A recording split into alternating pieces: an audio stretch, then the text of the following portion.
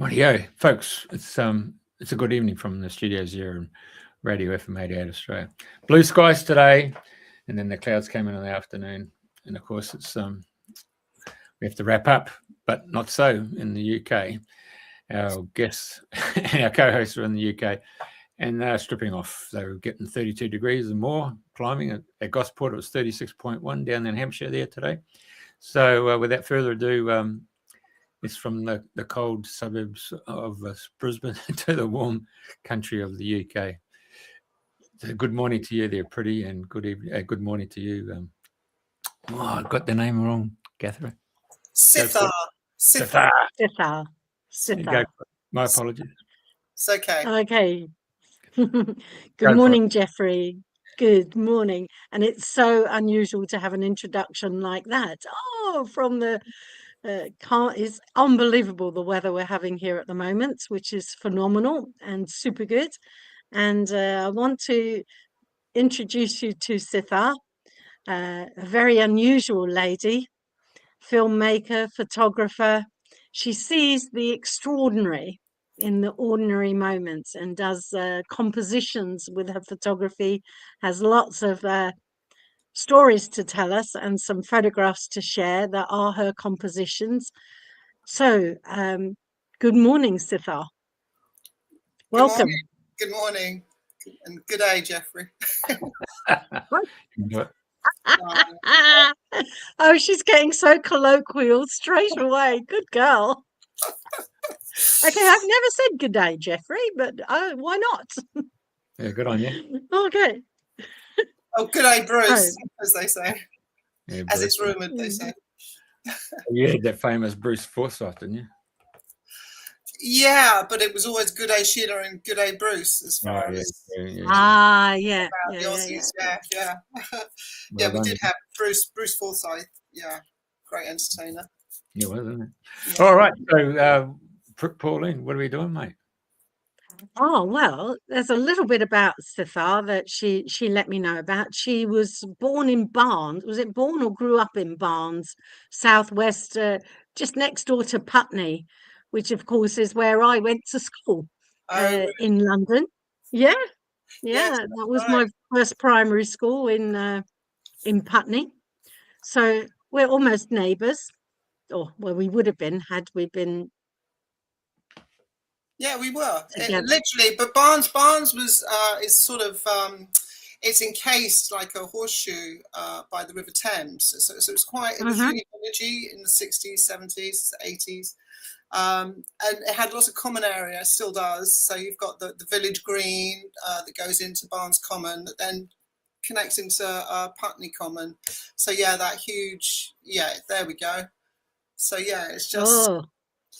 And we had the reservoirs, which has now been turned into a huge wildlife centre, which is great. So we were very privileged to grow up there. We could come and go as we chose. We were latched door kids, me and my 5 younger brothers and sisters.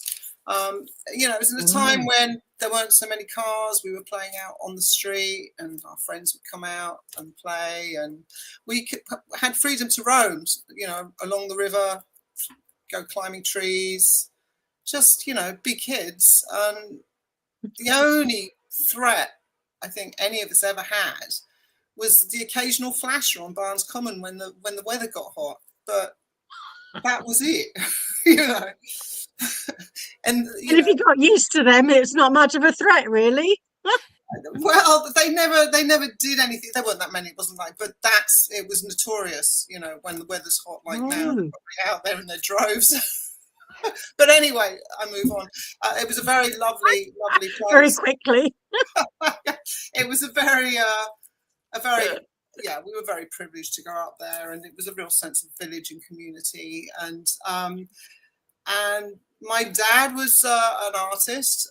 He was still studying at the Royal College of Art when I was 4. So and so I used to go up with him to the Royal College, and it's people like Malcolm McLaren and Vivian Westwood and all that kind of crowd were sort of lunching on the next table, and I used to go up oblivious to this, obviously, and just Dad used to take me to work with him as well, so I was exposed to a lot of his creative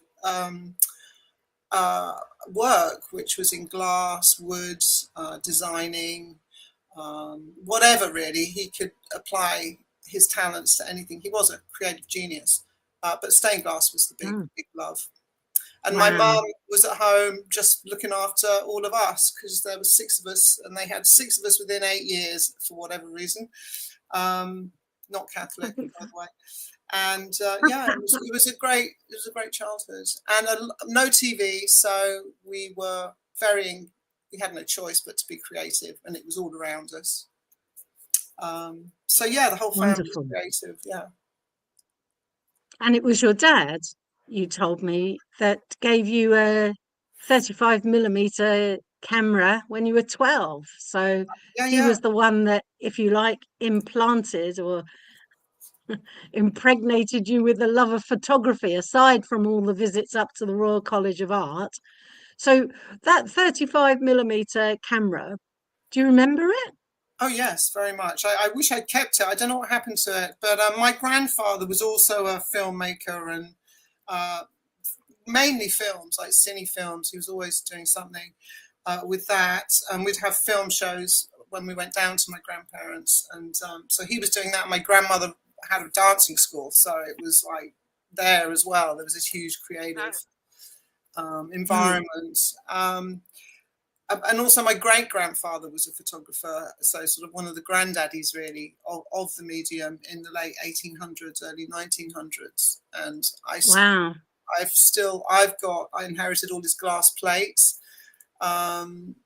So yeah, it's just in the family. And my grandfather also was a musician.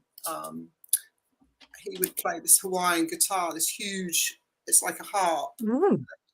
But he wouldn't play it like this, like a Cythare. It's interesting, isn't it? It's a Cythare, but he would lie on his lap and play it. I've got it recorded somewhere. Yeah. So it was. We were very privileged, very different. This was a problem at school. Like, my family were very different, and I went to schools where, when you're kids and being different, in the wrong end of town to where I lived. Caused a lot of, it wasn't a very nurturing environment, put it that way. It toughened you up, my dear. It certainly did that, yes. And, that was my mother's excuse for me as well, so I'm just going to pass it on. And tell me, do you remember the make of the camera that he gave you? It was a Sekonic, and it was a little 35mm. I think Sekonic were a Russian camera. Very, very simple. Like, photography is simple, the mechanics of it. Digital cameras, overwhelming to begin with, which I self-taught in. When I was given, amazingly, about 10 grand's worth of digital camera equipment from some friends who were visiting from Australia. And they just said, look, we know you couldn't afford to buy all this, so you can have our kit. And so I have it to this day, and that got me going with composite photography, and made it more shareable really on the internet. And, So it's composite photography. That's a kind of new expression for me. What are they? What's a composite photograph? Well, it's a bit like a montage, where you get different images. You know how you used to cut out at school bits and pieces out of magazines and stick them all together.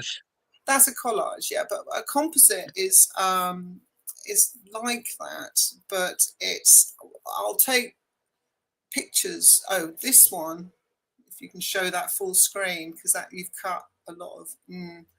That needs to come down, so it's just the picture. Not being cut. That's it. Yeah, reduce. There we go. Or up a bit bigger. Okay, so composite. So this, I was running a nightclub called Dream, by the way. And, would never have dreamt it. And this is when I was living on Portobello Road in Notting Hill, London. Okay. I always wanted to live on Portobello Road. My neighbour, when I was growing up, she was older than me, and she used to put me on the back of her bike and drive me around Barnes Common. It was hilarious. I loved it. Anyway, Daphne, her name was, and she would tell me these stories of living on Portobello Road, and I'd be like, oh, wow, it sounds amazing. I want to live there. So one day I went up there when I was much older and just looked at all the empty buildings or properties above the shops on Portobello Road and knocked on doors, and eventually I struck gold, and I lived on the junction opposite Finch's Duke of Wellington pub. It's where the antique market turns into the fruit and veg. So I was there, and sorry, what was the question? I got a little off track there. Oh, what was a composite? Because what composite. Is a composite composition, I suppose? Yes, exactly. Of your photographs. Yeah, so I've never heard of such a thing. Yeah, I hadn't either. I didn't realize quite what I was doing when I was doing it. So the image that Jeffrey just showed was for this nightclub dream off Portobello Road that I was involved in. And so I went through magazines from the recycling bins. Anyone who had people would give me their old Vogues or whatever they had, and I would just go through, and images that I liked I would cut out and keep, and I had them all filed up. And then I would have an idea, like dream, what could I do for dream? And I go, oh, I've got this head, and that needs it. So it would sort of organically make itself. So in that image, there's the head, there's the explosion. The explosion, yeah. And then there's it looks like the world in the lower left-hand corner. I think it might be Mars. Okay. It might be Mars, but who knows? It's not. Who knows what it is? It's planet. Yeah. So there's 1, 2, 3, 4, 5. There's 6 images in that. Really? Hold on. Yeah. 1, and 2, so then 3, 4. Yeah. Okay. You got 2 backgrounds. That's actually someone doing welding at the top. This is some random sculpture. Oh yeah. And then the water drop, what looked like droplets on the back, a window with some water on, with colour behind it. Yeah, and then bits of tissue paper I cut out, pictures of tissue paper. And then we had the logo. Interesting. Yeah, so that's a composite. You can sort of, it's surrealism really. You can make new images from established images. But I mean, I've done composites with over 60 images involved, so whatever you want to do with it really. And then this one, this was at a time when I was really, really broke. We didn't have the internet and mobile phones really. If we did have a mobile phone, it was usually in the the sort of music industry or something, where they had these big brick phones, and carried a power. Oh yeah, then. Those were just starting to come in very slowly. So yeah. So this was I'd cut this out. So again, on here we've got 1, 2, 3, maybe 4, 5 images. I'd cut them out with hairdressing scissors and spray glue them down. Wow. So, I mean, he looks like the Incredible Hulk in the middle with hair. Well, it's actually lazy if you look closely. Is it? Yeah. Okay. Yeah. It must be the greenness of him. So there's a beautiful one right at the very beginning, which is, I'm assuming it's your family, is it? Your brothers and sisters? Right at the first one. What first one of what? Of this, there we go.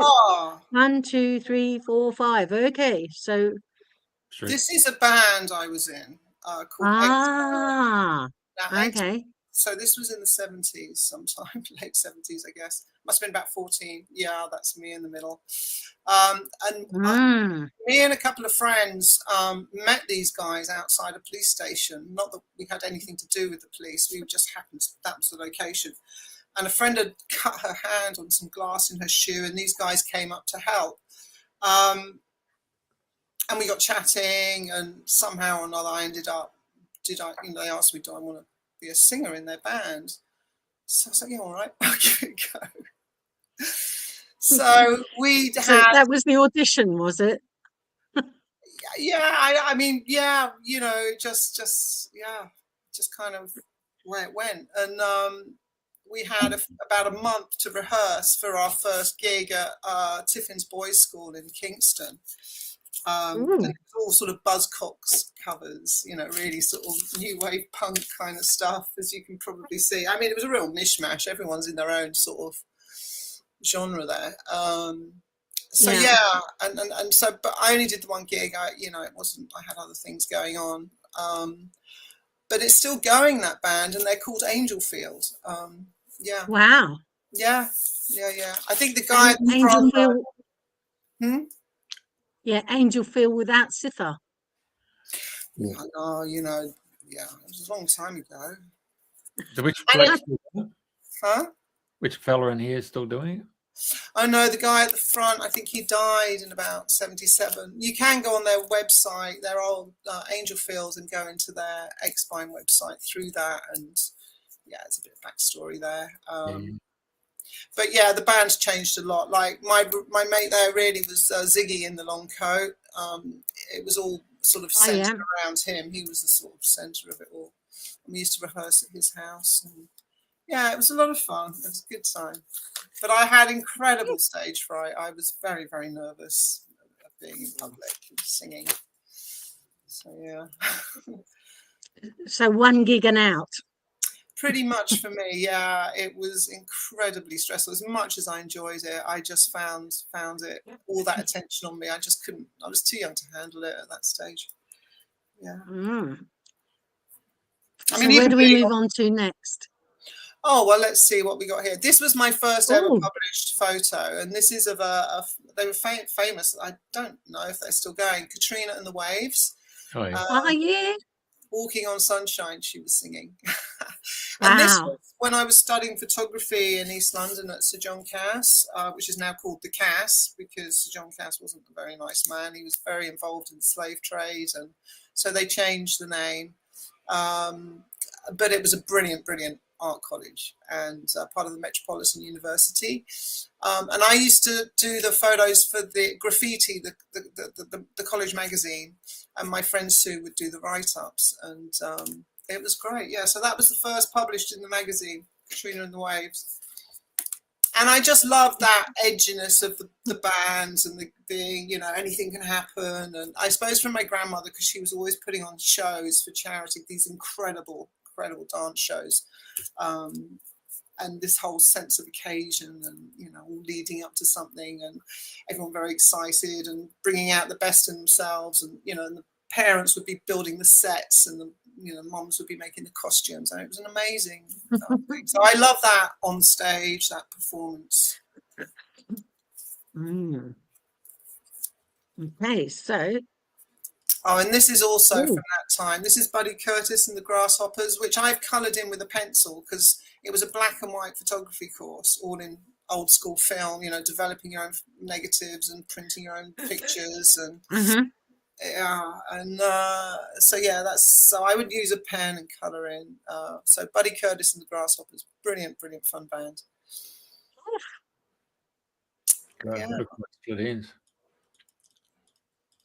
And where are we next? This is Joby. Joby was the son of my tutor, head of department, Mick Williamson, who ran the photography course I was doing, which is it was a fine and applied art photography course. So not like a commercial. It was really about self-exploration and creativity, and it was an incredible course with an amazing bunch of people. We were all ages and all different backgrounds. And this was on a field trip. We used to go up to Derbyshire and stay at one of Mick's friends. He knew so many people in the photography world. We'd have lots of different speakers come and do projects with us. I mean, it was an extraordinary course. And so we used to go up to Derbyshire, and this is and go out and photograph wherever on the day we decided. And this was an old tennis court, and Joby was just standing there, and I just love that picture of him. So it's got a lot of meaning for you.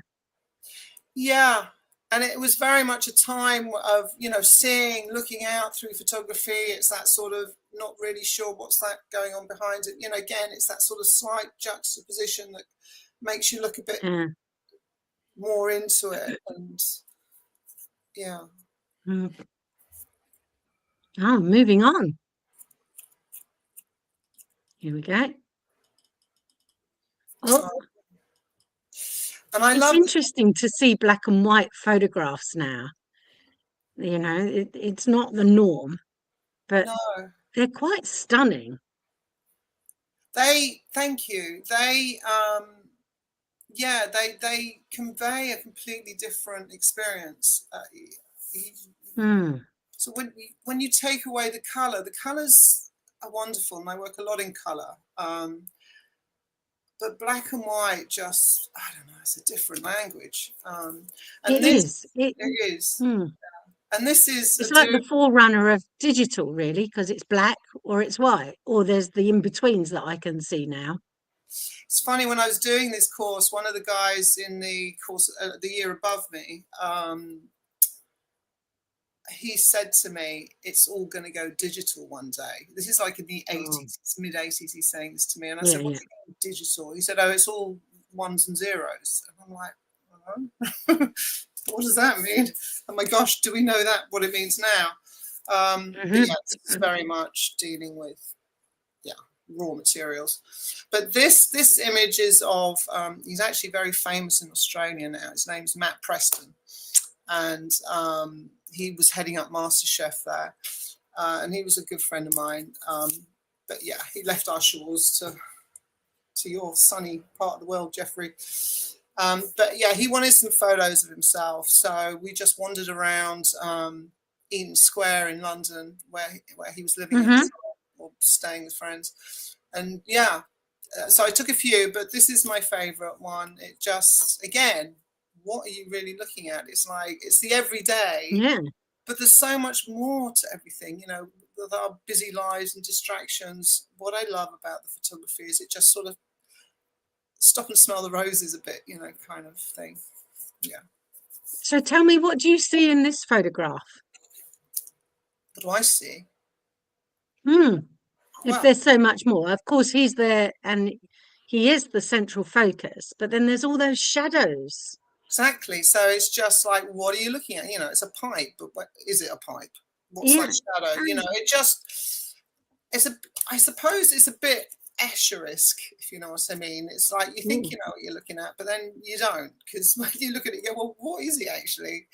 So it's just that sort of just stopping, just come off the hamster wheel, have a, you know, just something that breaks. Like, I don't mean this in a bad way, but that sort of dog and bone thing, you know, you're just going for something, you day, right, I've got to do this and go here, there and everywhere. Whereas I'm very visual, I'm always looking here, there and everywhere, and I just, so it's sort of to just direct people to that, really, just to take a moment and experience something they wouldn't necessarily experience, maybe. Yeah. Definitely shadow work there, isn't it? Yeah. What's going on behind the scenes, eh? Oh, look at this one. Wow. This is when I worked in catering for about 10 years as a waitress to get me through photography college, and just, you know, everyone does their stint, I suppose, in catering one way or another. But anyway, when I was working at Peyton Place in Shaftesbury Avenue, it was a fish restaurant owned by Bill Peyton, who has the Chicago Pie Factory. He had Peyton Place, and there was somewhere else. Anyway, so it was his, and it was down in the basement, so you had to walk down. And there were all these fishing nets everywhere, as you know, the sort of very fishy scene. And so at a certain time of day, the light came through, and I just was like, oh, and we were just talking. I said, oh, hold it there, because I always had my camera with me. I literally had it round my neck, and it would be here. So as soon as I saw something, I go, and that was the skill that was very much encouraged by Mick, our tutor, you know, to capture, you know, because it's so quick. I mean, that's quite extraordinary, that the shadowing there on his. Yeah, you're right. If you hadn't explained it, I wouldn't have automatically known that the forehead was the light from a net. No. But that's no. That's, and being black and white, it could be any kind of makeup artist's work. It's just quite spectacular, really.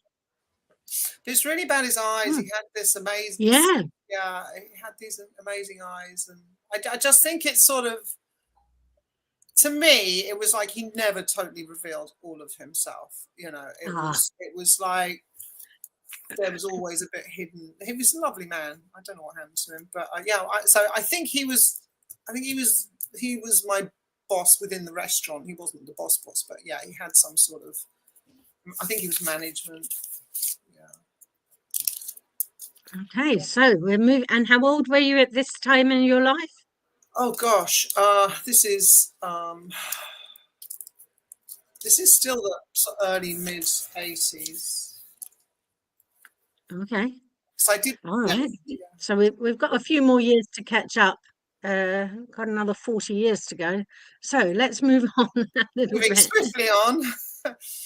You know, it reminds me of, am I a prisoner of my own device? You know. Yeah. Well, we all have some kind of bondage, so to speak. You know, that holds us back.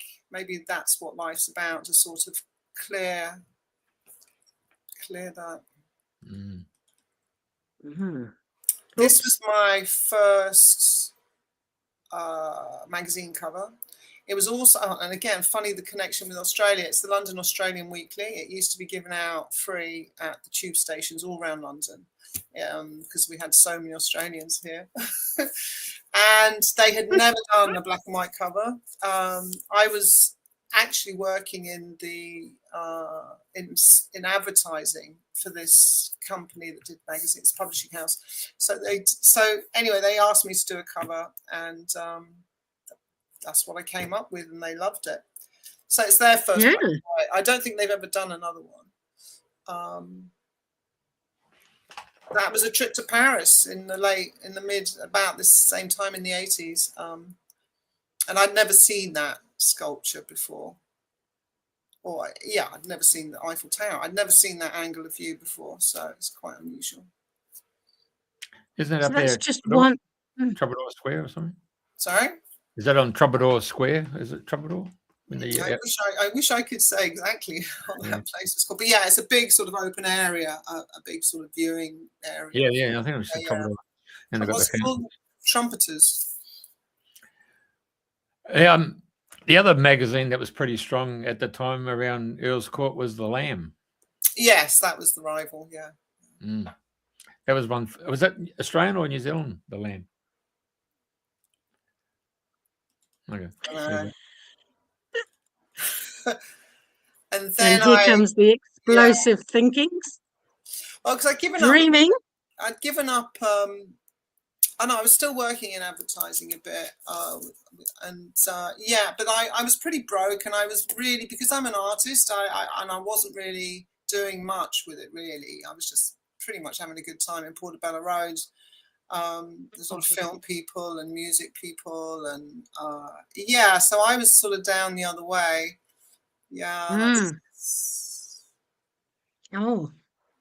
Is living this is Portobello Road.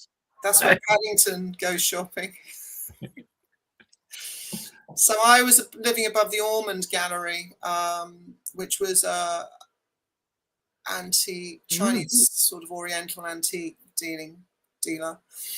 I mean, there's so many pictures of Portobello Road, but none of where I lived. I don't know where that is.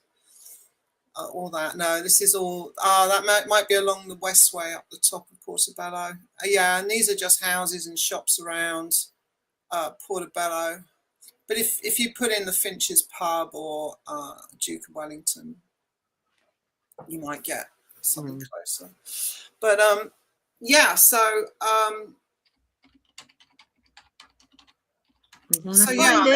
it was at a time, so I was being very creative. I wasn't earning much money in it, and I was sort of like, what do I want to do? And is this it? You lived above here?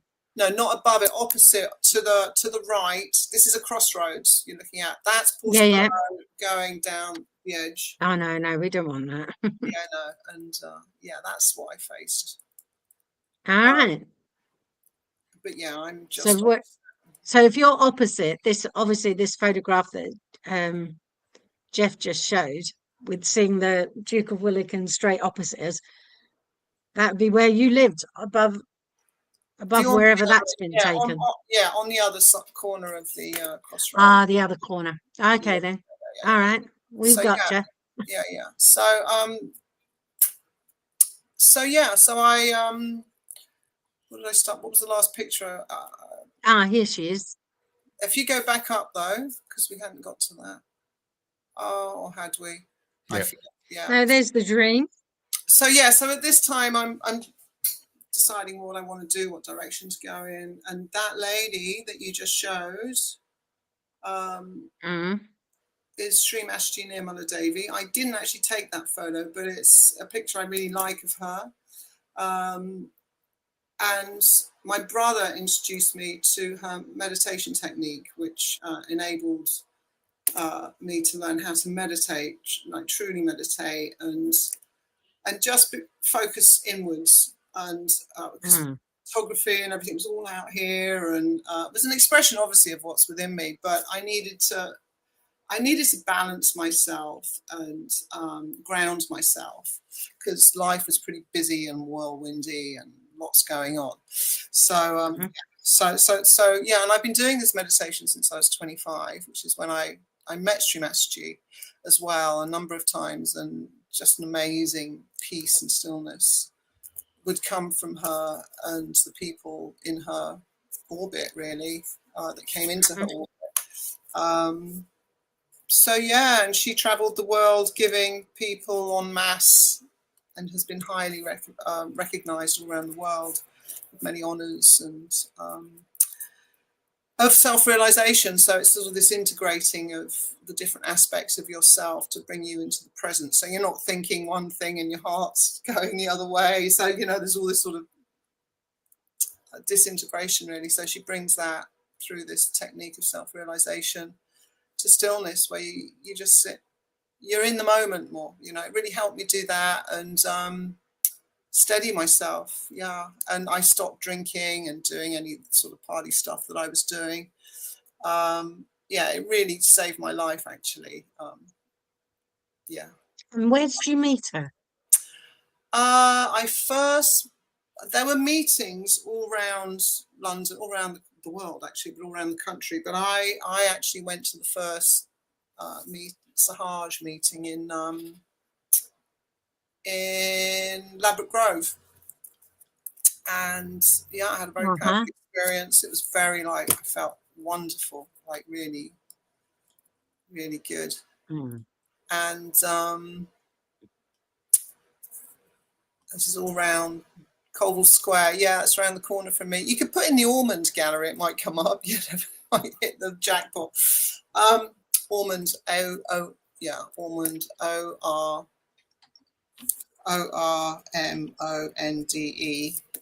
Ormond Gallery. That's it, Portsmouth Road. So that has remained with me, and then I sort of started to settle down, and then I had a baby. So I got even more houses. So that's the picture. If you go, okay.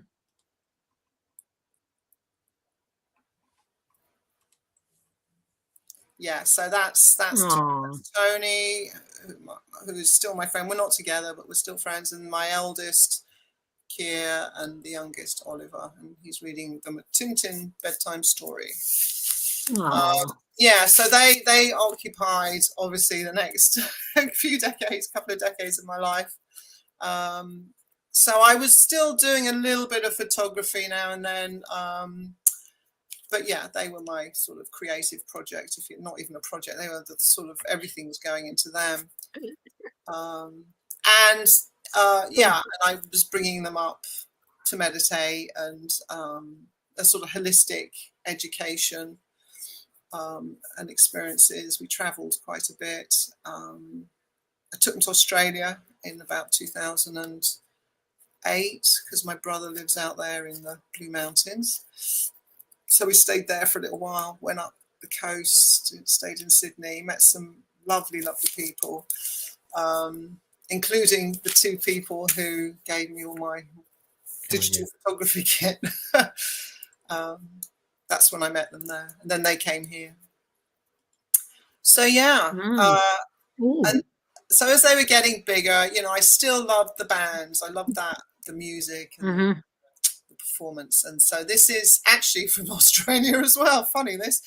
His name's Mal Webb. He's from the Formidable Vegetable Sound System. Bit of a mouthful. Fantastic band. And this was a permaculture festival in London, up around King's Cross somewhere. So yeah, I just love that image. And Mal's very good. He's an amazing musician. You need to check the band. And you haven't done anything to the photography there? No. That was the green. Yeah, it was green light on him. Yeah. And the red, obviously, you can see the bit of the red. And that's up at a music venue. Actually, someone bought it who runs a music venue in Hampton, not far. And yeah, they bought a few of my music images actually, but that's one of them. It's quite big, you know. It's like, I don't know, what's that, about 3 foot or so tall. So yeah, it's powerful. Oh, what we got here? We're back to Portobello Road. Oh, stop now! With all the scaffolding on, go back the left. There. Straight opposite. Now this isn't the Ormond There Gallery. we go. That's called the Holy Carrot or something crazy. Gotcha. But where the billboard, where the sign is, that was my floor. That's where I live. Wow. Okay, cool. We found you. Yeah. It's still green. It was always green. It used to be a pawnbroker's next door. It had a huge ball. But anyway, that was a very amazing place to live in the 80s and early 90s. And then that's just around the back of it. Yeah, so you've placed me. We found you. There's something really kind of intriguing about Google, that it has the capacity to take people back. And Jeff's done this a couple of times on the show. It's quite something. That's where you used to hang out. That was where, you know, it's alive. It's here. But that is as it is now. It's not as it was. You know, but I think you can go back in time on Google, but I don't know how. But yeah, so So when I had my eldest in '94, we moved out probably within a couple of years, you know, because I didn't want him growing up around there. It was too wild, you know, it was just party, crazy town. And so we moved out to East London and had a house out in Leighton for a couple of years. And then the landlords wanted to sell, and he said, why don't you try and get a council place from where you're from, around the sort of Barnes, Richmond area? So I was like, I'm gonna give it a try. So I did, and I ended up we had a flat in Kew Gardens, near Kew Gardens. Yeah, nice. Yeah. So, but I still carried on with the photography, and I was still meditating and really focusing in. It was a real spiritual sort of couple of decades of inner clearing. And you know, I'd been through quite a lot at school. I used to get bullied. I had difficult relationships with my parents. So you know, I was a little bit what's the word, dysregulated, I think. And so meditating and being with people that meditated and were also on a sort of spiritual adventure quest or whatever, really, really helped. And it was good for the kids. It was a huge community. So yeah, it was an interesting time. Oh, more bands coming up now. This is just sitting by the river, these guys. I've got a bit of feedback for some reason. Yeah, again, you know, you just got to be quick on the draw. And then I was doing magazine covers for Darling magazine. It's just one of the favourites. Yeah. They're this in is front of a Buddha, are they? No, it's a lady. Actually, it's a composite, because that is a statue that's much smaller than they are. Yeah, so no, that's a lady. It's it's at a museum in Kingston. It says on there, I can't recall right now who it is. The Dorridge Museum. It's a house that's been turned into a museum. And this lady just did loads of sculptures and stuff. Very, very talented. Right next to Richmond Park. But yeah, and they're part of the art scene, those two, in the Kingston area. So yeah, it was good. This was again back to Australia. God, I'm really. It's just all coming to. It's just like odd. I hadn't sort of seen all this until now. But then this is a competition I won at the Australian Institute of Professional Photographers. Ran a competition. And these are they were really established composite. It was for composite photographers. I'd never entered this kind of competition before. We were given set images like a giraffe. There were a whole load of things. There was this background. There was one giraffe. There was one meerkat. There were other things, and you could choose what you wanted to make a composite. So I did this. Blow me down. I got fourth place.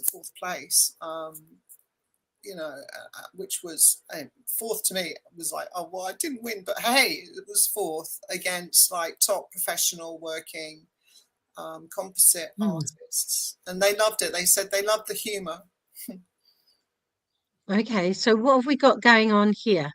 You got Can we enlarge it, Jeff? Yeah, that's a meerkat on top of. Yeah, it's a shame you can't. Oh yeah, you can. Here we go. Oh my goodness. Oh yeah, down a bit. Haha. Oh, so we've got. Are they all there's meerkats on their heads racing giraffes.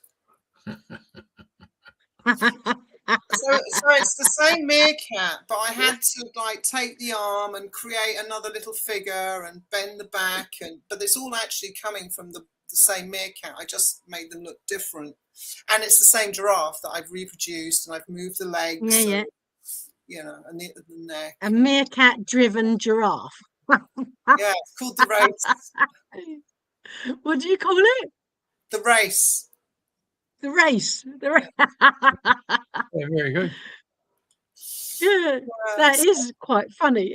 Yeah, that's what they like. That's hence I got a place. Yeah, which was very good. And then this one was my own imagery. This has got so many. These seagulls I photographed down on Richmond, on the River Thames. The little boys I photographed in a different location. The balloon is just stock imagery, as is the background, and then I just put it all together and mishmashed it up, and that's what I got. Put a bit of cloud in there, a little bit of mountains. I think you need to reduce it a bit because it's still Oh, no, nearly. So a lot of parents, because through a friend's nursery school branch that she had, I did a shoot, and the parents would put their kids in the balloon, so I edit different families and kids in. But that's my favorite. And it's working with color and just this more surrealism, more, I don't know, I just love doing it. This is actually a photo taken.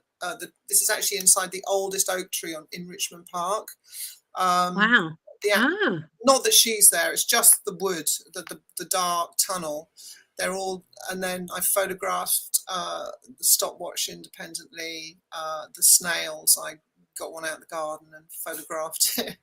The rabbit is of two rabbits joined together from a rescue centre where I got my rabbits for my children many years ago, and I contacted them because I needed a white rabbit, and they were closing down and they only had these two rabbits left, and so I did I photographed them and mixed them and got that, and I gave them a copy of this as well. I've got a picture somewhere of them holding it framed and just delighted. It was nice sort of thank you for all the work they did for rescuing rabbits. It was a sanctuary for rabbits. And the little girl, because I work in childcare sometimes, she's one of one of the family's daughter, who have been absolutely fine with me sharing this image. Yeah, and she just was the perfect Alice. I was like, yeah. It is, isn't it? Alice in Wonderland. And this was around COVID. This was the sort of going down rabbit holes, and you know, it was sort of, yeah, it was such a strange time through COVID. And this is what I came up with. And I'm fascinated by that whole going from one place into another, the Alice in Wonderland, Alice Through the Looking Glass. Those stories as a kid really captured my imagination of other dimensions and other experiences within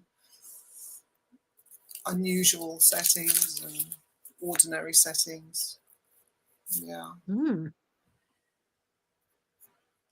Okay. And then this was the last. Oh, here's the one. This one, yeah, you can make that bigger for sure. This was a composite I still haven't finished because I've had other things going on, but this is called Recidivist. My father actually gave it the name. He passed a few months ago. But it was about COVID, and if you can make it a touch bigger, my screen's not so big. Is that... Scroll up a bit. Right, yeah, that's fine. That's good. That's good. Oh no, down a bit, because you're chopping off the top left, and that is an eagle. Or okay. So yeah, it's the whole thing. Everyone was in their gilded cage at home, and all the to the beauty. We were all locked up, and then the gate opens, and you got ones that just zoom off. They're like, yes, we're out of here.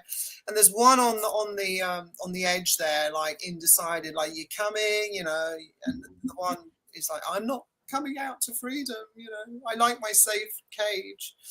And then you got the wild birds that were never in the cage, all like looking down in amusement. And there's even a squirrel up there in the tree. All right. Like, what is going on here? And this is the thing, it's like that little bird is scared of that little black top left of that bird of prey, you know, but that's life, you know. There is an edge to life. These look like robins, are they? Yeah, they are robins. And there's a little blue tip in the tree. There's a wren, there's a butterfly. Oh my goodness.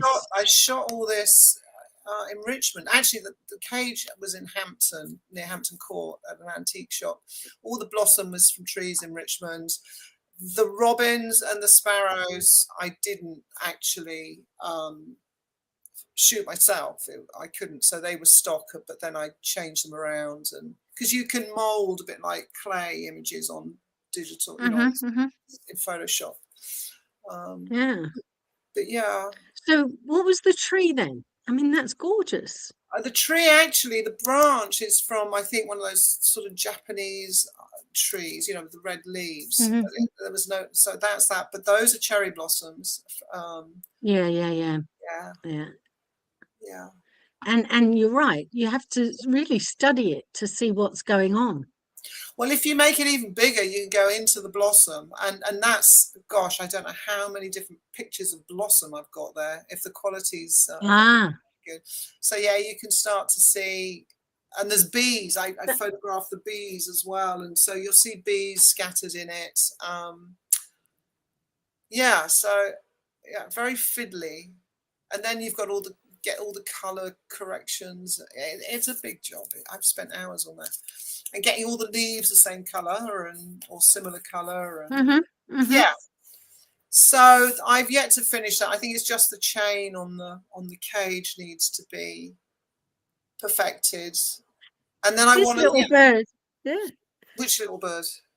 This little bird. Oh, I'm pointing to it. The robin that's pointing his head down like this. That's a wren. That's a wren, is it? Yeah, it's the smallest English birds. They're tiny. They're very shy. Just above the chain, yeah. Oh, there. Oh, sorry. I thought you were looking top. Yeah. That was one. Yeah, no, I mean, that's quite an inquisitive bird, isn't it? I mean, what is that? Yeah. So these are our English birds: blue tits, robins, sparrows. Yeah. Not that we see as many as we used to anymore, but Yeah, sparrows. Yeah, these are stock images, but again, you know, I've coloured and moulded how I want them. Wow. So yeah, you that's kind of wonder what kind of conversation are they having about what's going on, and yeah. What's wrong with you? Why don't you come out? Why do you want to stay stuck in there? I mean, yeah, that look, he Robin, looks terrified. that Yeah. Oh, recidivist, yeah. the recidivist, he's the recidivist. That's about 4 different robins that I've put together. Yeah. And Yeah. where did the name? I know you said your dad named it, but what was it that made him choose that name? Recidivist because it means to pull back. Pull back. Yeah, it's French. You know, to hold back. Okay. Which is, you know, sadly, a lot of people were in that sort of mindset of just because pulling of fear, back. mainly they had been so fear of God had been put into them, or fear of whatever, of death, that they didn't want to come out. True. Yeah. And the others were like, we're taking our chances because we got a life to lead, you know. That's right. Yeah. And the others were just sitting on the fence or sitting on the twigs, on the branches. Yeah. But that eagle, you're right, is quite significant up in the top left-hand corner, because there's one. Goodness, no, yeah. Clever, just clever and insightful. And what's interesting is I started doing this actually because I was doing a course with an Australian, one of my mentors who's Australian, and it started off as a piece for that course, which I never got finished because it was a short course, and it's just been ongoing. But yeah, that has its roots in Australia also, in the inspiration. But it kind of grew. You know, it was a pencil. You get a pencil idea, you draw it down, and then it just grows. I really like that there's an awful lot of birds hidden in the cherry blossom, and they are hidden in plain sight. Yeah, it's not obvious. It's not obvious when you first look at it. It wasn't for me.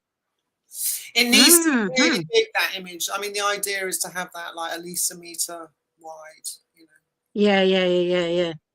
Yeah. Because there is so much in it. And I haven't even put the ants. I haven't, because there's always ants on trees, and I haven't put the ants in yet.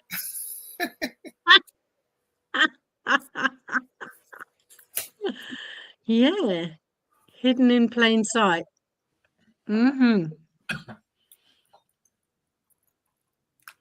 It's a beautiful world. It just depends where you put your attention and your focus, you know, as to what you experience. Now, so I hadn't done much street photography at all, because all the laws changed. Like when I was doing black and white, you could photograph anything, you know, go anywhere, and everything was game. But now you've got to get permission from the person you photographed if you want to put it anywhere, you know. It all became much more restrictive. But then when this was the first demonstration I'd ever been on, and it was against Theresa May, the British Prime Minister at the time. And yeah, not one more day of May was the strap line for this one, for this demo. So I went down just to take some photos. I thought, you know, I want to go, and just because things were starting to get tight in England, you know, there was clearly something more than the normal coming to sort of try and contain the people. And so yeah, this was about, you know, cost of living was going up. This woman just, I just thought was brilliant. She reminded me of a real revolutionary, getting up and, you know, encouraging the people, and she was up there doing just that. So it was very, yeah, it was incredible. Went down to Downing Street, and it was, you know, people were calling for her resignation, or of the whole Tories, but doesn't matter if it's Tory or Labour, it's all the same product wrapped up differently, different wrapping paper. And then the COVID hit very shortly after that. And this is when everyone was supposed to be inside their homes during lockdown, or lockup, as I refer to it. You know, for fear of death. Again, if you go out, this invisible thing's going to get you. Meanwhile, about once a month, and it grew to well over 1 million people were coming together like this in those conditions of, and protesting against the lockdowns. No one's wearing any masks. No one's 6 foot apart. No one keeled over. No one, you know, it was fine. And so this is coming up Park Lane, and this is coming through Marble Arch. They opened the gates, and everyone just poured through. It goes all the way down towards Buckingham Palace, actually. And this is Hyde Park. So they're all coming up. It just came and came. People just... It's actually quite something to have captured an image like that in those circumstances. It was an amazing time. It was amazing. I mean, yeah, so that, that's those gates going through. Those gates were opened. They were open. Wow. Just like all the way down behind that. I mean, it was just chocker full of people. Yeah, there's always some strange... It is a bit like Least We Forget, because it's too easy to forget what was going on then. Well, it depends. And who'd have thought that just walking around was an act of defiance? It was a huge...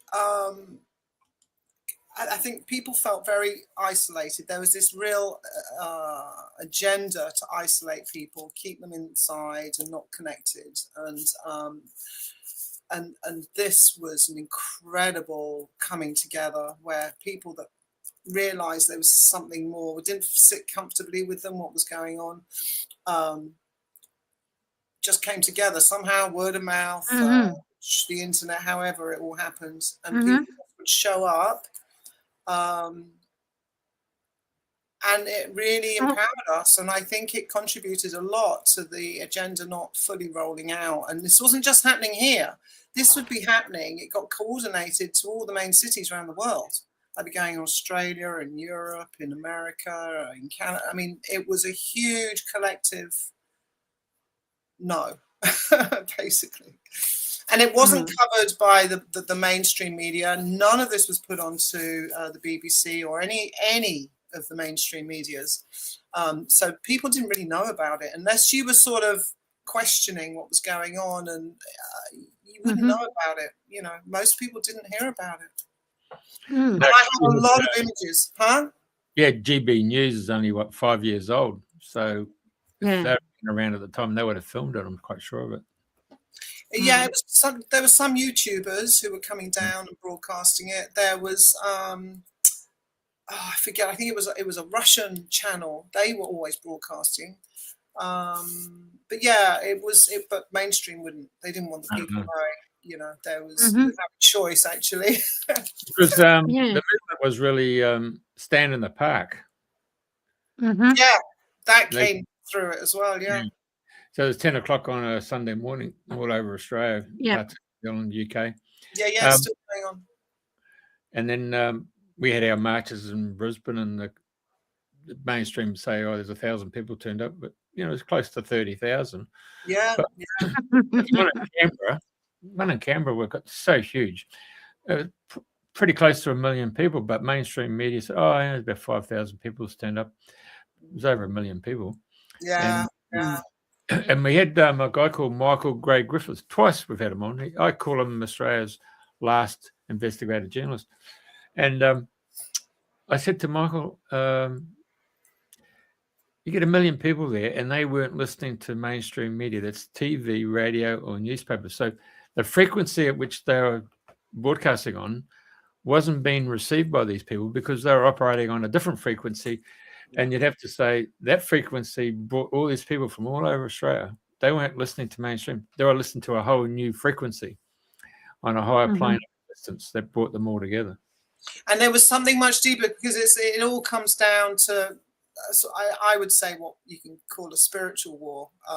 It is. You know, yeah, because it's energetic, and yeah, very much so. So yeah, it's that level which is bringing people together and has changed the world in such a positive way.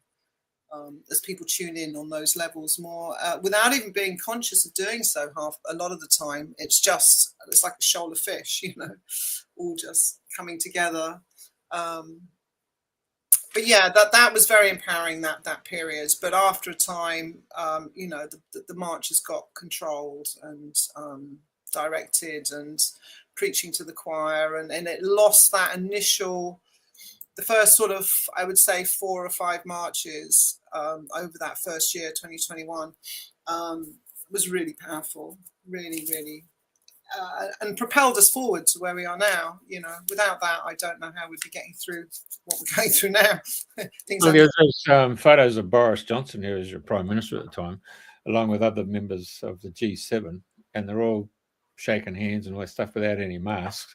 Yeah. Once that photo got out and told them that different rules altogether, they went within the 1.5 meter, and we found out 1.5 meters was just a bloody Anthony Fauci just plucked that out of the air. You know, just another BS. You know, complete psyop, creating a mind prison in people. You know.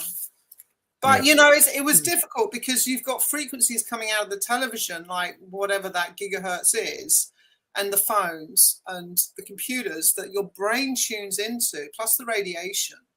You know, so your electrical structure that makes you function is being interfered with and messed with. So you're fragmented. You become, you know, it puts people off course. So hence you have, you know, the mix of people, the mix of opinions. Well, yesterday we interviewed the lady for our North American show. She's based here in just between Sydney and Canberra. Judith Collins. You want to watch that show? Okay. She was very, very strong. So her and her husband, who passed away back in 2024, right. They created a permaculture scene some 60 years ago. So it became the living university for permaculture and off-grid living, a bit like Findhorn. However, her gift when she was 3 years old is to read auras and seeing people's auras and how they would shift and change based on their thoughts. And as I was saying to Priti before, you know, it's about the food you eat, the drink you eat. By drink is, you know, and the people you have around her.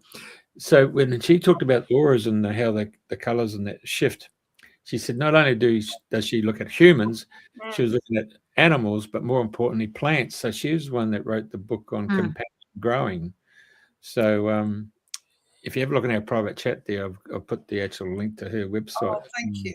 Thank you. Yes, do. So that's it's interesting. It's interesting because with Carolan photography, you know, where they can curling, curling, see all the colours and everything coming off.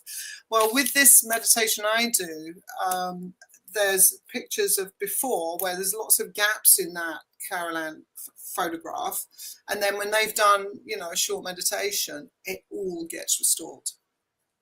Amazing. Well, what's her name? Judith said when she talked about electronic frequency breaking up your auric pattern, she said the quickest and easiest solution is just to go out and look for a tree that's over 20 years old and just sit there with your back to the tree, and within 10 minutes you're back in balance. Yeah, lie on the grass, look at the sky. Yeah, use nature, definitely. The natural elements, without doubt, very powerful. Yeah, so, and even that's being, you know, severely attacked. You know, the weather wars going on too. So this is interesting conversation. Weather wars. People don't realize that weather wars. Richard Nixon was the president and Khrushchev was the president in Russia.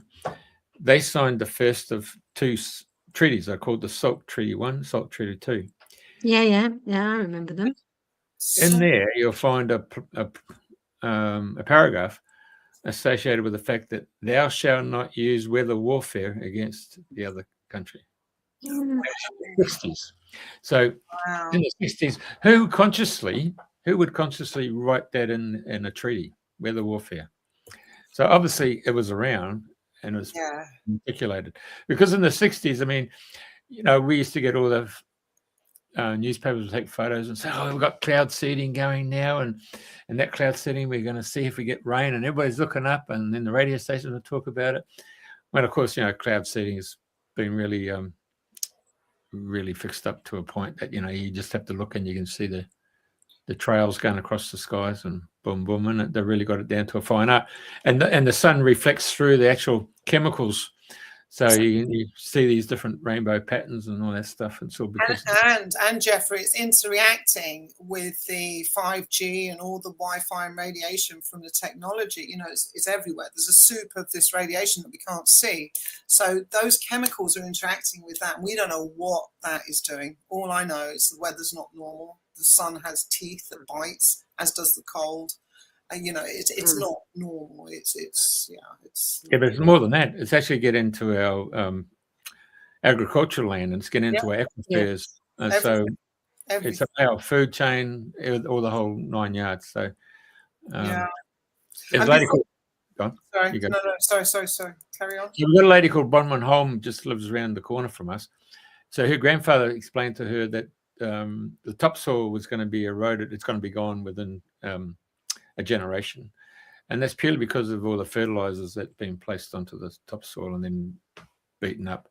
And so he conceived of the microbes, and so one liter of this microbe solution, it's quite a thick solution, and you break it down with 60 liters of water and you can spray it, and of course then the microbes then get into the soil and start aerating the soil and start to bring in their produce. And of course so she's out there, Earth Foods, you can look that up.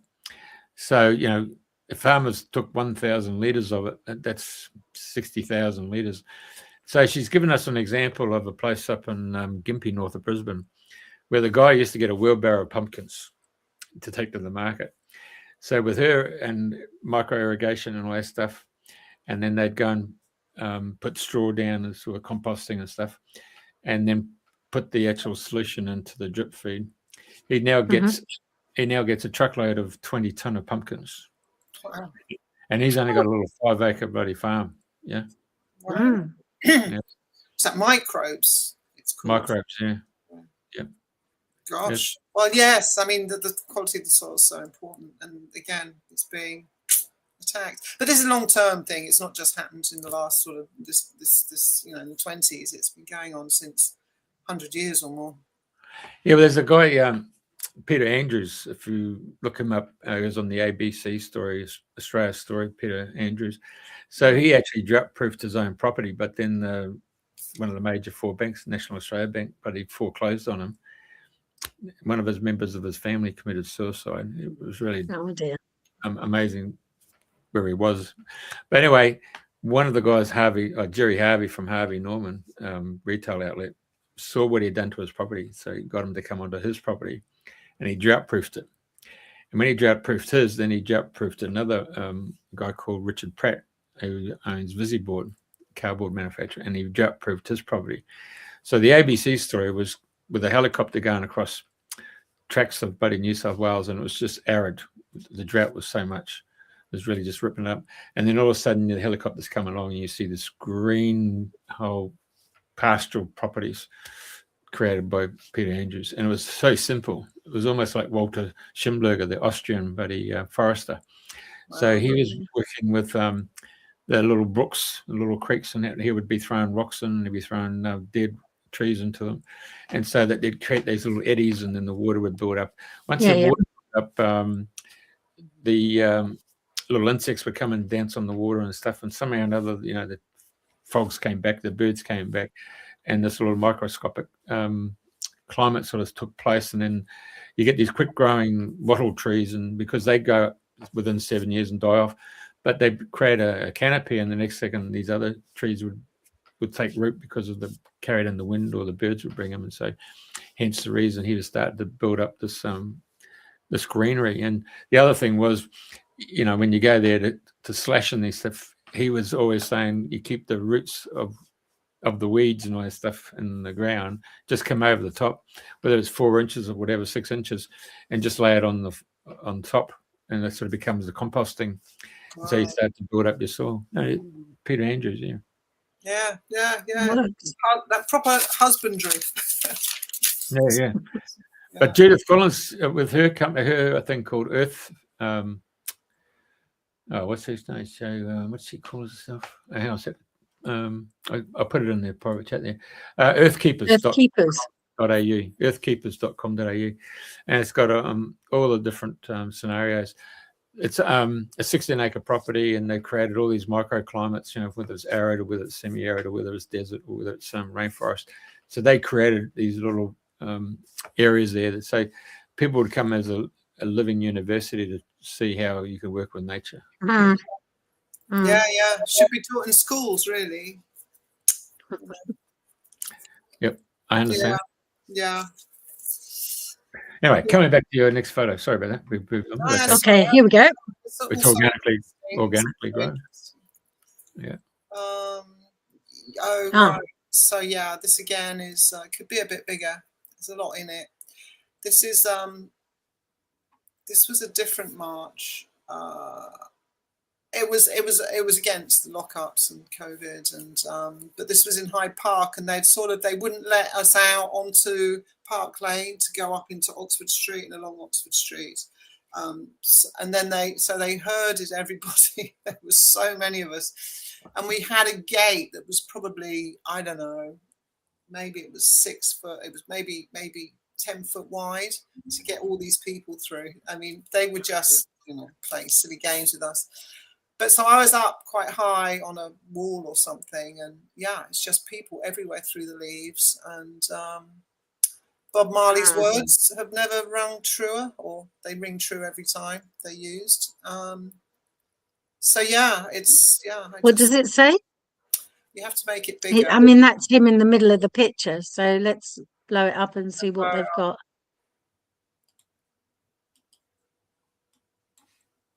So when tyranny becomes law, I can't hardly resistance becomes duty. Get up, stand Resistance becomes duty. Get up, stand up for your rights. Yeah. Oh my gosh, I can. If you don't know your rights, you haven't got any. Yeah. So and all the way back, you can see beyond. When tyranny becomes law. Yeah, absolutely. Rammed. Well, this is where you've got to be 6 foot apart. I mean, please. I mean, there used to be a terminology used, and it was called police service, and they changed the words to police force. Oh, interesting. And police, it's policy. It's all policy. Policy. What do they call so them? They used to be peace constables, but they're not anymore. Well, maybe there's some of them still are. Yeah, well, that's a big bag of freedom. Yeah, you need Is that from Gucci? That. You need to reduce that. Yeah, so you can see the rest of it. And some more. Oh wow, what's she saying? The world is ours. Yeah. Fair enough. That's down Oxford Street. Yeah. And it's very much like it wasn't just, as the press, as the mainstream media would kind of put out that, people that stand up and protest, they're all sort of scummy sort of people, but it's not the case. I mean, there really isn't. It was ordinary, everyday people. And she just looked quite chic and classy, and she's got a Gucci bag, and it was like, it's all of us, everybody's feeling this. Well, that's a school of common sense, isn't it? Well, not so common sense. No, it's not so common. And then the next picture is then we had the farmers demonstrations, which was it this year or end of last year? Time's so weird. But all these tractors rocks up over inheritance tax and the land grab on the farmers have been going on in Europe. I mean, it was extraordinary. I mean, there were just, I don't know how many tractors, and they had all driven in from all around the country to block up and make a protest outside Downing Street. And then they drove out past Westminster, over the bridge, and eventually it dispersed. But it was amazing. But the first farmers' demonstration didn't have the tractors. It was just lots of farmers. It was packed outside Downing Street. Whitehall there is a very wide road, and it was full side to side, and it went down to Westminster, towards the square. It was incredible, and they were all there, and they had Jeremy Clarkson gave a talk because of his Clarkson's farm. He did brilliant with that. He really brought a lot of awareness. Whatever you may think of him, I think he really did some good stuff there. And I've spoken to farmers, like at the farmers market, and they appreciate what he did for them. Well, the thing is, the farmers of this country are what feed us. Yeah, well, no farmers, no food.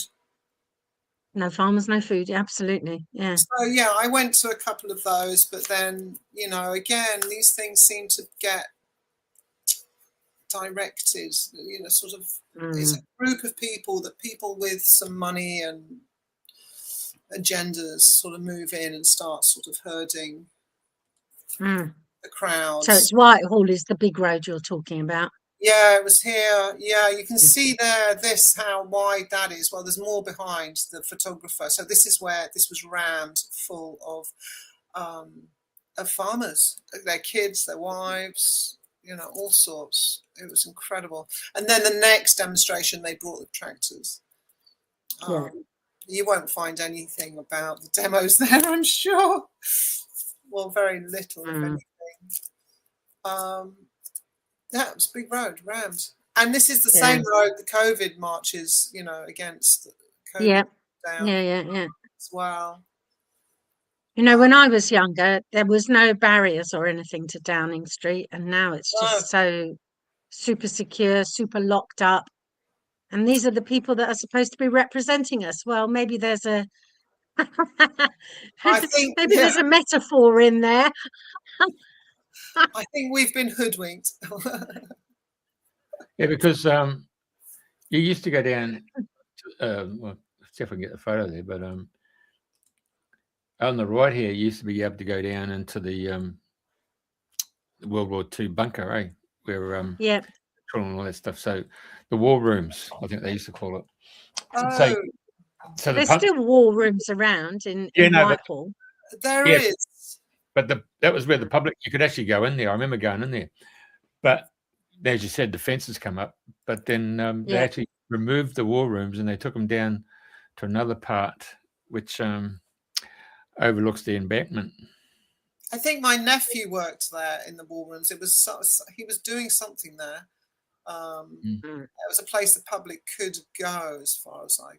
Yeah, not now. It's all locked up. You can't. It's a while pre-COVID. But now, it's this, and they even fence up Trafalgar Square, which is where the first COVID get-togethers.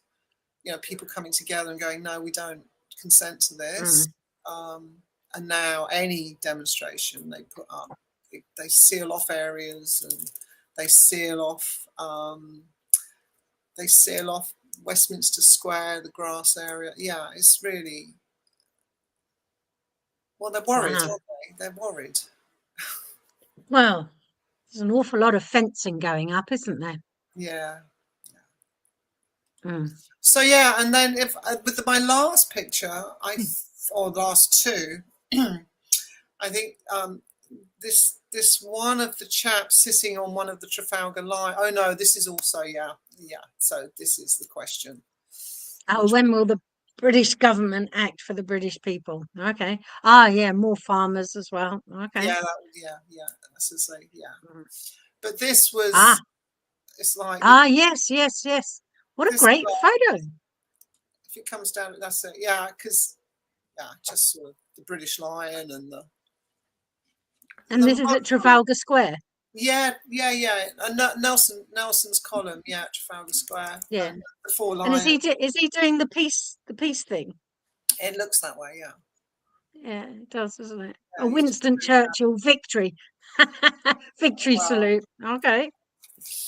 I was watching question and answers. Is it Q&A with buddy the guy Fry? Is that his name? Sorry, Stephen Fry? Stephen Fry, yeah. Is it does he do Q&A or something? And he's got some panels there, and is that the show? Yeah, he does some kind of question yeah.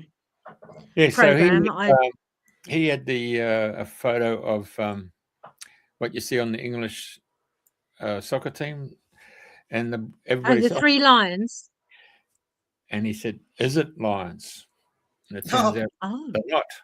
What they're are actually they? leopards. The who? Whippet. Leopards. Oh, leopards. Yeah, it should be called three leopards because there's no lions in this part of the world.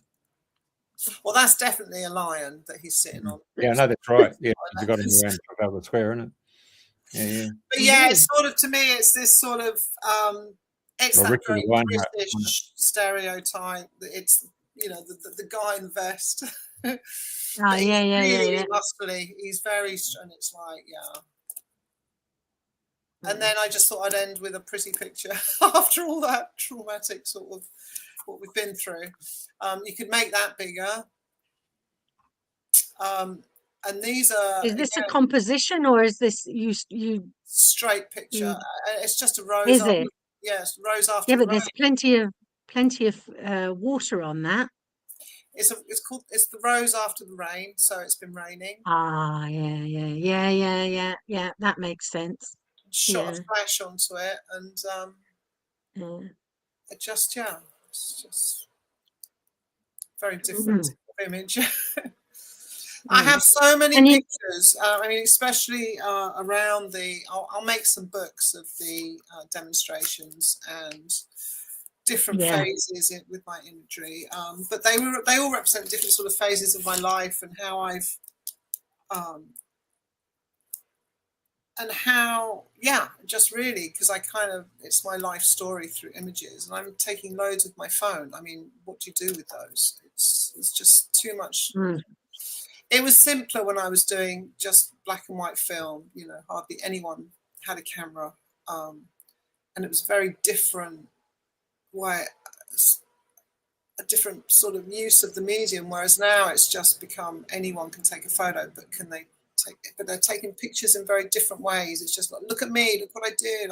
It's this sort of self-affirming thing of and taking people further away from experiencing what's going on. Whereas the type of photography I do is very much, I think it brings people back more to the present and that experience of what they're looking at and how they react to that, as opposed to taking themselves out of that, which I think a lot of photography, with the camera phones now does. It's all very... So when you take your photo without you thinking about it, do you work on the 2/3, 1/3 rule when you're taking a photo? No, I've always just what looks right. But then when I did this film course, which I did last year, they very much went into the thirds, so I find it a bit distracting, because then I'm having to think about what I'm taking a picture of, whereas before it's very much just an experience. But I do consider it more now. Yeah. So you can go to the next level and use the Fibonacci. You look for a spiral. But what I'm saying to you at the moment is that somehow or another, do you ever see faces in the clouds, or do you see faces in trees? Used to see loads in the clouds, but since this chemtrailing and the harp, with the frequencies and those combinations have come in, I hardly see any nice imagery anymore. What I do see is very jaggedy, they're like negative, sort of spiky, maybe a face or something, but it's got a very different. I don't really see that anymore, and if I do, they're not nice faces. Right. So nature. So if you're walking in the bush or whatever, and you look into the trees and that. Can you still see the faces in the trees? Maybe in the tree trunks, not so much the leaves and stuff. Right. But yeah, I can see. Yes, the trunks have a lot of expression. Can do. Because that's where I see. I mean, I see them in the water. I see them in water, and I see them in the.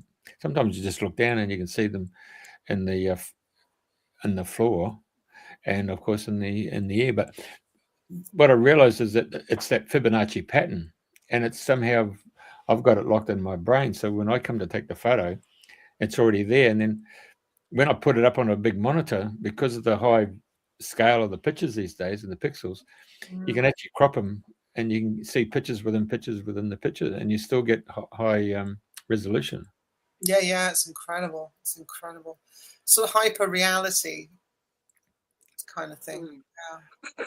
But when Obama got elected, the guy sent a photo to us, to the radio station, and he said this was taken with a 1 pixel camera, and it showed you how the guy came with a like 5 foot long bloody suitcase, and had to pull it out and put it all together. It's a massive big camera with a like telephoto lens thing on it, and it only took 1 pixel. And the caption was, "Jeff, go 200 yards into the photo and look for the woman there who's got the pearl necklace around her neck, and she's wearing orange." And that 1 pixel photo, you just kept. Yeah, so that's the type of camera that the intelligence organizations are using, which they have on the satellites and on ISIS space station. Yeah. It's pretty intrusive stuff, isn't it?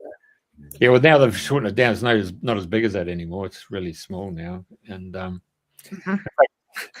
some 10 years ago, this camera came out called the camera.co.com. Yeah, it's American, and it had 15 lenses. So you got your camera here, and instead of having just the one, this had 15 lenses right across it, and it could.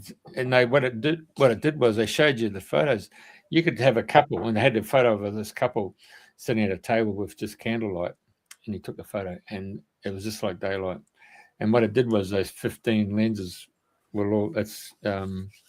Was all done by emulsions with the software, and captured the photo, brought it back in, merged them all to be able to give that 3D. It's almost like really spatial. Anyway, it came up for sale. They offered it $999, and I thought, oh bloody hell! And the capturing bloody athletes or just scenery and oceans, the waves and all that stuff. I said, oh, grab that. It was bloody gone in 12 hours, mate. They sold the whole stock in 12 hours all over the world. Anyway, so waited for 5 years, and then they said, okay, we've got these stores now in these different countries around the world. It's now $19.99. Yeah. Did you know they sold out all their stock in 24 hours all over the world? Just sold it out. Boom. What's it called? What's it called, this camera? Camera.co.com. However, they no longer do it because their software proprietary. They realize they're making more money selling their software proprietary. So they ended up selling it to various organizations, corporate as well as government, but also to the phone companies. So now, whereas the past you just had the front lens and then you had the rear lens, now you're starting to see with Apple, with 4 lenses at the front, I mean, this one I've got from Oppo, this has got 4 50 megapixel bloody lenses on it. But you have very limited control. This is the thing. It's like with our where you can control the aperture and the speed of the shot, for the blur or the focus. This one here, it's 512 gigabyte hard drive and 16 gig of RAM on it. Extremely quick. Yeah, I find like it's a different experience when I use my digital camera, my SLR, you know, proper old fashioned to using a phone. Yeah, just it's very different. So now, so where I'm now at is I did this film. Well done. I mentioned. Thank you. And we had to make a film for this course. It was only a 9-week course, and I stumbled across a story from the boathouse down the road, down by the river, obviously, and I just asked if there was any stories, you know, ghost stories or anything around the boathouses in Richmond Bridge, and he said yes, there is an untold story. So I did a little trailer on this subject about a wooden submarine. It's a true story, untold, and so I did the trailer. Everyone loved it, and I just did it because when I came out of photography college, also I was told at my last assessment, you should go into film because you're always telling stories with your photography. And that's very much what composites do. They have you could never take that picture at that one time. It would be a film, but it's all in one image. So sort of connected into my film aspirations. Everyone who saw the trailer just was so encouraging and questioning, and I mean, it was extraordinary. And the way I'd done it and put it together, because I had all my photography experience to help make something, and it looked pretty good, I thought, and other people were thinking so too. And so I've just been encouraged through friends and the people they know to expand this project and get a whole program made, because it does need a whole program. The trailer was not enough. So so that's got legs, and that's coming together nicely. So that's rather exciting. So it will get made, and I will tell you all about it another time. But this is the thing about really tuning in to what do you really want to do, you know, what do you love doing? Because if you really focus on that, and you have this belief of self, like you can, this is what meditation does for me. It really helps me, strengthens that trust in myself, belief in myself. And, you know, I have every right to be here. We all individually do. And what we do with this life is totally up to us. We have to navigate around this and that, of course, being in this world. But we can create through who we truly are, whatever you feel that may be. But that's you know, you don't know what it is not to exist. You don't know what it is to be born. You know, as far as I'm aware, I've always existed in some way. It's this consciousness, spirituality, what combination of both, whatever it is, it's incredibly powerful and a gift. So yeah, so I've just always held to that if I really want to do something, and as long as I'm consistent in it and allow it to other people, like I'm not controlling it, it's just my desire, what I want, and I'll do what I can and just allow whatever else comes into play, and one step at a time, and it's working. And I have to say, at this time, I probably feel the most sort of on my, what gives me the most enjoyment. You know, I'm not being pulled in other directions that are stressing me out or taking my time. You know, the more I follow myself, what I want to do, it seems to work, and it's the right time. And you know, there's a lot of other variables come into place, but I think it's, especially now when the whole structure of everyday life around the world has been so compromised through COVID, especially, it sort of broke the hamster wheel of everything, you know, of how we function, and it's broken the constraints that we lived within without realizing a lot of the time. It's a very, very exciting time. It's not easy because it's uncharted territory, but you know, we just gotta keep with ourselves and just keep going. And So we're going to be welcoming Cythare the filmmaker in the next little while. Yeah. I mean, yeah, that's what I'm focusing on at the moment, really, doing that. So yeah, Natural progression. Yeah, but also being able to handle it, because as much as I would have liked to have done it in my 20s, you know, I wasn't in that sort of space, and that, yeah, everything comes at the right time, I think, also, which has happened here. I was literally given this, you know, I just asked the right question. Are there any stories about this place? That was it, really.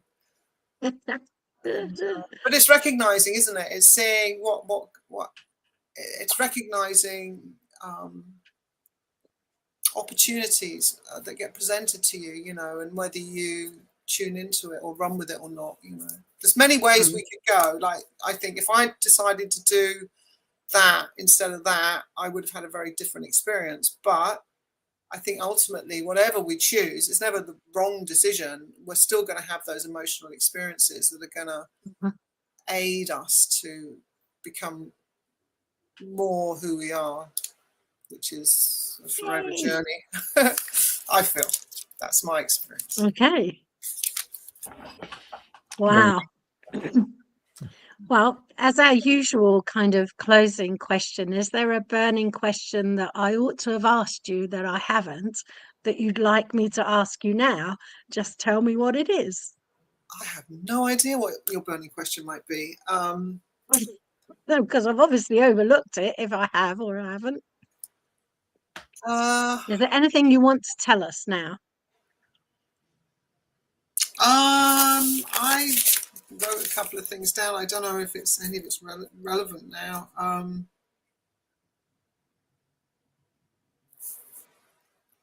No, I mean, I don't. I just